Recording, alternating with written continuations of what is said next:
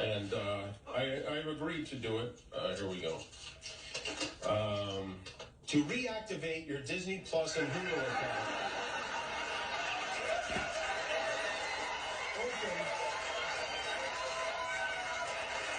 Open the Disney Plus app on your smart TV or TV connected device. I've been fortunate to work at a company that has allowed me to do the show the way we want to do it for almost 23 years. I've done almost 4,000 shows on ABC, and over that time, the people who run this network have allowed me to evolve and to stretch the boundaries of what was once traditional for a late-night talk show, even when it made them uncomfortable, which I do a lot. Every night, they've defended my right to poke fun at our leaders and to advocate for subjects that I think are important by allowing me to use their platform, and I am very grateful for that. With that said, I was not happy when they pulled me off the air on Wednesday. I did not agree with that decision, and I told them that, and we had many conversations. I shared my point of view. They shared theirs. We talked it through, and at the end, even though they didn't have to, they really didn't have to. This is a giant company. We have short attention spans, and I am a tiny part of the Disney Corporation. They welcomed me back on the air, and I thank them for that.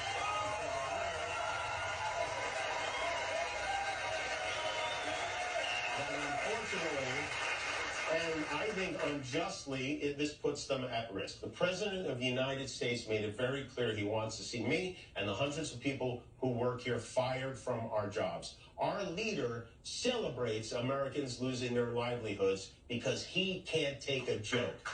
He was somehow able to squeeze Colbert out of CBS. Then he turned his sights on me, and now he's openly rooting for NBC to fire Jimmy Fallon and Seth Meyers and the hundreds of Americans who work for their shows who don't make millions of dollars. And I hope that if that happens, or if there's even any hint of that happening, you will be 10 times as loud as you were this week. We have to speak out against it. He's not stopping. And it's not just Carmen.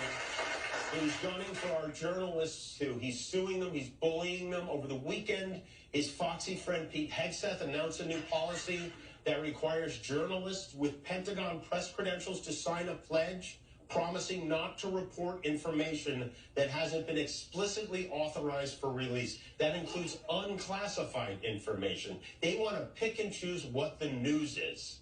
I know that's not as interesting as muzzling a comedian, but it's so important to have a free press, and it is nuts that we aren't paying more attention to it.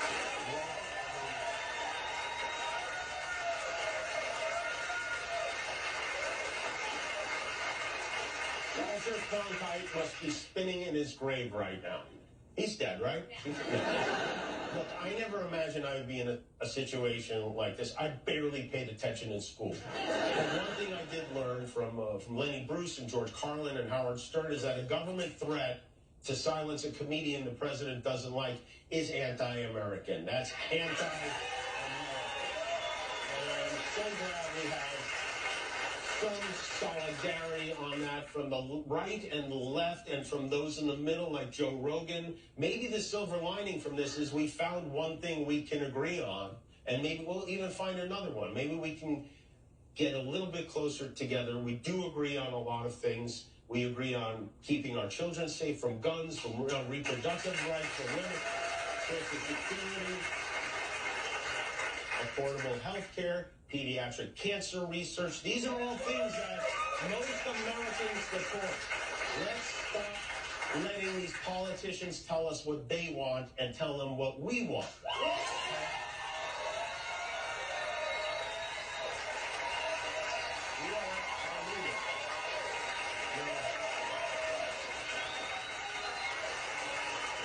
There was a moment over the weekend, a very beautiful moment. I don't know if you saw this. On Sunday, Erica Kirk forgave the man who shot her husband. She forgave him. That is an example we should follow. If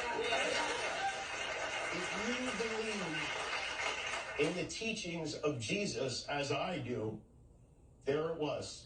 That's it. A selfless act of grace, forgiveness from a grieving widow.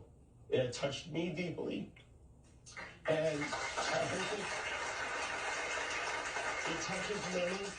And if there's anything we should take from this tragedy to carry forward, I hope it can be that, not this. So thank you for listening, and I'll have more to say when we come back.